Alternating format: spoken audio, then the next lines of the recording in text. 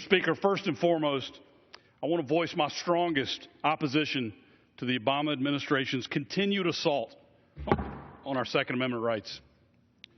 After seeing his gun control agenda fail in the Democrat-controlled Senate, President Obama is once again trying to go around the will of the American people and unilaterally take exact action through executive fiat.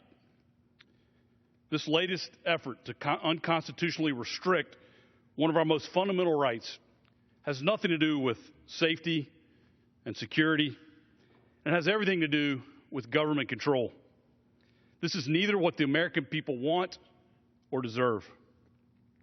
In fact, the executive action the President announced yesterday would not have prevented the recent tragedies our nation has experienced, including the San Bernardino attack. Instead, it would trample the rights of law-abiding citizens. And it could actually have a chilling effect on people seeking help for mental illness. Nobody wants to see guns in the hands of someone who's dangerous because of mental incapacity. But we really need to look at the consequences of this type of action. It's just common sense. If folks believe that they could potentially lose their rights for simply seeking mental health, it's going to be a deterrent to folks actually seeking that help. Let me give you an example. In our country, we have an absolute tragedy of veteran suicide.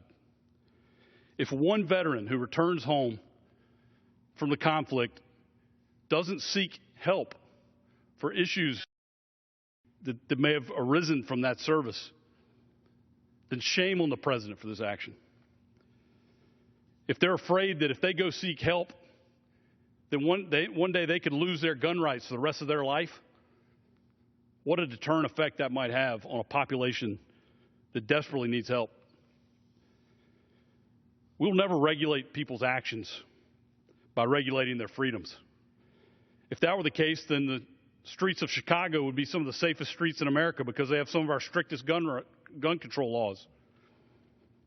Rather than infringing on our Second Amendment and governing by executive fiat, this administration should work with Congress on common sense reforms that would actually reduce gun violence, like confronting our mental health crisis and preventing criminals and terrorists from actually entering our country in the first place.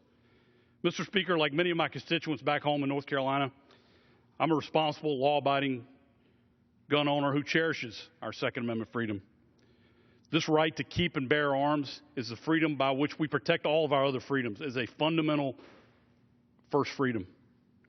For that reason, I encourage my colleagues in the House to stand with me against the President's proposed executive actions. And I want to thank the gentleman from Indiana for organizing this tonight and bringing us together for this very important discussion. And with that, Mr. Speaker, I yield back to the gentleman.